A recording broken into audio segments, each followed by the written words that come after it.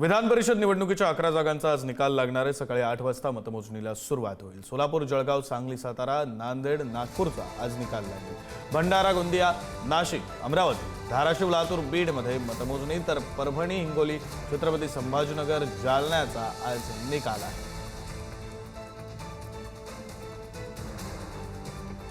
त्यावेळेस माझ्या कार्यकर्त्यांनी त्या ठिकाणी तुम्हाला माहित आहे खूप आग्रह केला होता, त्यांच्या भावना उद्रेक आपण बघितलेला आहे आणि त्या ठिकाणी त्यांनी निवडणूक त्यांच्या पद्धतीने पुढे नेली होती आणि मला खात्री आहे की त्या ठिकाणी त्यांनी केलेल्या प्रचारामुळे मला या मतदारसंघातले जे मतदार आहे सुज्ञ त्यांनी मला त्या ठिकाणी नक्कीच भरघोस मतदान केलेले असेल। मी आता त्या ठिकाणी मतमोजणीला जातो, थोडेच आपल्याला कल आपल्याला हाती येतील। ज्या पद्धतीने हे सगळं आपण राजकीय नाट्य बघितलं ज्यामध्ये थेट तुम्ही काय तुम्हाला विश्वास आहे की मतदारांनी तुम्हाला या मतदारसंघातल्या मतदारांचा जो 31 मे पासूनचा मी उद्रेक बघितलेला होता त्याच्यामुळे मला खात्री की या मतदारसंघातल्या मतदारांनी 100% मला त्या ठिकाणी मतदान केलेलं आहे आणि त्यांचा विश्वास मी सार्थ ठरवेल अशी मला अपेक्षा आहे। आपण आवाहन केलं नाही, मी त्या दिवशी पण नाही, मी त्या दिवशी फक्त आलेलो होतो आणि सांगितलेलं होतं की माझा प्रचार मी थांबवलेला आहे। कुठला प्रचार मी व्यक्तिगत केलेला नव्हता, पण माझ्या कार्यकर्त्यांनी त्या ठिकाणी प्रचार केला होता आणि निवडणूक आता पुढे गेली। प्रचार थांबवला तरी देखील आपण आज आलेला आहात। आता मला माझ्या कार्यकर्त्यांनी जे प्रचार यंत्रणा राबवली त्याच्यामुळे मयूर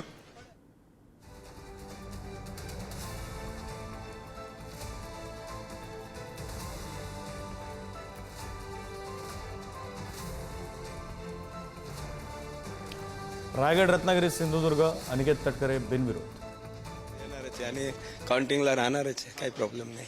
पण ज्या पद्धतीने ते म्हणतात की भरघोस मतदान केलेलं आहे, काय त्यांचा जो एकूण कॉन्फिडन्स बघता तुम्हाला काय वाटतं? काय आता आमची महायुतीचा असल्यामुळे मला विजय निश्चित आहे, मला कल्पना आहे। पण ज्या पद्धतीने ही सगळी प्रक्रिया होते त्या सगळ्या दरम्यान आपण बघतोय की तुमच्याकडनं असाही दावा केला जातोय की काही मतं फुटल्याचा काउंटिंग झाल्यावर बोलतो याच्यावर, येवल्याच्या संदर्भामध्ये तुम्ही आक्षेप नोंदवला, काय काउंटिंग झाल्यावर बोलतो ना। कोणी तुम्हाला मदत केली नाही असं तुम्हाला वाटतं? कोणी तुम्हाला मदत केली नाही? दराडे साहेब, कोणी आज मला काही सांगता येत नाही, आता काउंटिंग झालं मी सविस्तर बोलतो। चालेल। आपण बघतोय की या सगळ्या दरम्यान आपण बघतोय की हे सगळे या सगळ्या दरम्यान किशोर दराडे आमदार आहेत आपल्यासोबत। दराडे साहेब, काय या सगळ्या दरम्यान काय काय म्हणणं आहे तुमचं? तुम्ही संताप व्यक्त करताय? संताप बिंता काही व्यक्त केला नाही। आज निकाल आहे, 100% नरेंद्र रेड्डी निवडून येणार याची मला गॅरंटी आहे। पण ज्या पद्धतीने गोकुळ गीते या ठिकाणी मतमोजणीच्या प्रक्रियेमध्ये सहभागी होण्यासाठी आलेले आहेत, त्यांनी प्रचार थांबवलेला होता, मतदान झालं त्या दिवशी तुम्हाला मतदान करा म्हणून आवाहन करण्यासाठी आलेले होते, ते आज मात्र माझा विजय निश्चित आहे त्यासाठी मी आलो असं प्रवृत्तीचे लोक असं करू शकतात, चांगले लोक असं कधीच करणार नाही। आपण बघतोय की संताप या ठिकाणी आमदार किशोर दराडे यांच्याकडनं व्यक्त केला जातोय। एकूणच ही संपूर्ण जी प्रक्रिया आहे ती सुरुवातीपासूनच नाशिकची चर्चेत राहिलेली होती। मग अर्ज भरण्याची प्रक्रिया असू देत किंवा नंतरच्या काळामध्ये माघारीचं चित्र असू देत आणि त्यानंतर मात्र आता या सगळ्या दरम्यान जर बघितलं तर मतमोजणीच्या ठिकाणी सुद्धा गोकुळ गीते पोहोचलेले आहेत आणि आपण थेट दृश्य बघतोय की ते आता या ठिकाणी मतमोजणीचं जे केंद्र आहे त्या ठिकाणी जाण्यासाठी या ठिकाणी पोहोचलेले आहेत। या सगळ्या दरम्यान गोकुळ गीते हे आतमध्ये गेलेले आहेत, ते मतमोजणीची जी प्रक्रिया आहे त्यासाठी सुद्धा ते सहभागी झालेले आहेत आणि उमेदवारांनी या सगळ्या दरम्यान अशा पद्धतीने जी प्रक्रिया आहे त्यामध्ये सहभागी होणं काही वेगळं नाहीये। मात्र ज्या पद्धतीने गोकुळ गीते यांनी दावा केलेला आहे तो अतिशय महत्वाचा आहे। त्या सगळ्या पार्श्वभूमीवर आमदार किशोर दराडे यांनी सुद्धा अत्यंत संताप व्यक्त केलेला आहे। अतिशय वेगळ्या पद्धतीची प्रतिक्रिया त्यांची या सगळ्या दरम्यान बघायला मिळते। गोकुळ गीते यांच्यावर थेटपणे या सगळ्या दरम्यान नाराजी व्यक्त केल्याचं आपल्याला पाहायला मिळतंय। विक्रांत, किरण, या सगळ्याविषयी बोलताना काही गोष्टी आठवतात त्या अशा होत्या की आपण स्वतः बातमी चालवली होती की छुप्या पद्धतीनं का होईना प्रचार हा सुरूच आहे गीतेंकडून। दुसरी बातमी होती ठाकरेंची शिवसेना वेगळी रणनीती आखते, त्यांचे मतदार हे वेगळ्या पद्धतीनं मतदान करणार आहेत। या सगळ्याचे अर्थ आता आज जोडले जातील।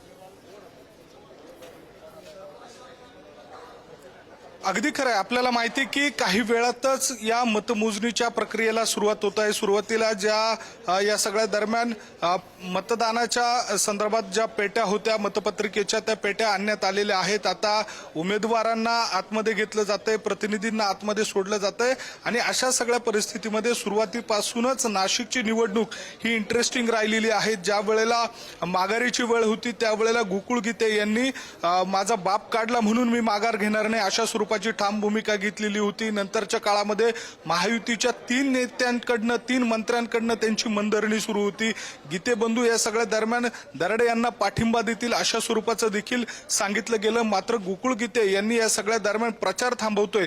मात्र पाठिंबा हा शब्द सुरुवातीपासूनच उच्चारलेला नव्हता आणि एकूणच छुप्या पद्धतीनं ही सगळी मतदानाची जी प्रक्रिया आहे ती राबवण्यासाठीचे प्रयत्न केले गेले का असा सुद्धा सवाल या निमित्तानं उपस्थित राहिलेला होता. आणि त्याच सगळ्या दरम्यान उपमुख्यमंत्री एकनाथ शिंदे आणि मंत्री गिरीश महाजन यांच्या उपस्थितीत भिवंडी या ठिकाणी असलेल्या हॉटेलमध्ये ज्या वेळेला मार्गदर्शन केलं जात होतं त्यावेळेला सुद्धा हा मुद्दा उपस्थित झालेला होता.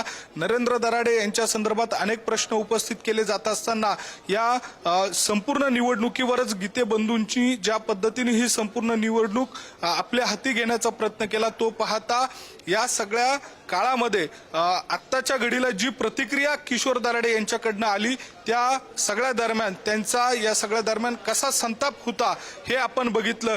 पुढारी न्यूजला प्रतिक्रिया देत असताना नीच वृत्तीचे लोक आहेत अशा स्वरूपाची गंभीर टीका या सगळ्या दरम्यान किशोर दराडे यांनी गोकुळ गीतेंवर केलेली आहेत. गोकुळ गीते मात्र या सगळ्या दरम्यान मतदारांनी माझा मतदान टाकलेलं आहे आणि माझा विजय निश्चित आहे आणि कार्यकर्त्यांचा आग्रह होता म्हणून या प्रक्रियेमध्ये सहभागी होतोय अशा स्वरूपाचं त्यांचं म्हणणं आहे. त्यामुळे अगदी शेवटच्या क्षणापर्यंत ही निवडणूक चुरशीची होताना आपल्याला बघायला मिळते आणि नवनवे या सगळ्या दरम्यान ट्विस्ट येताना आपल्याला बघायला मिळते आणि त्याचाच एक भाग म्हणजे गोकुळ गीते थेट मतमोजणीच्या केंद्रावर आल्यानं त्या ठिकाणी किशोर दराडे यांच्याकडनं संताप व्यक्त गेल्याचं आपल्याला पाहायला मिळालं. अगदी खरं किरण, इतके सगळे ट्विस्ट पाहिलेली ही निवडणूक, या निवडणुकीचा निकाल काय येतो ते पाहणं अधिक महत्त्वाचं असेल. थोड्या वेळात मतमोजणीला सुरुवात होईल. वेळोवेळी अपडेट्स घेत राहू. तुर्तास धन्यवाद किरण या सगळ्या माहितीसाठी.